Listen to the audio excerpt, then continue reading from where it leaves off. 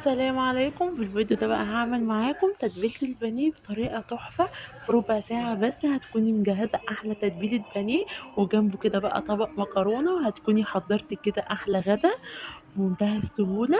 ولو أول مرة تشوفوني اشتركوا في القناة واعملوا لايك وشير عشان يوصل لكم كل وصفاتي. هجيب كده عندي البانيه، أنا البانيه غسلاه كويس خالص.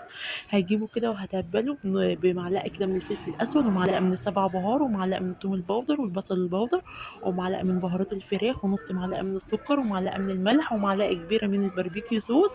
وهقلب كده كل المكونات مع بعض كده، وهجيب كده طاسة كده على النار، هنزل كده بمعلقتين من الزيت، وهنزل كده بقى بشرايح البانيه، وهوطي النار خالص. انا عايزه النار تكون هاديه عشان خاطر البانيه يستوي معايا.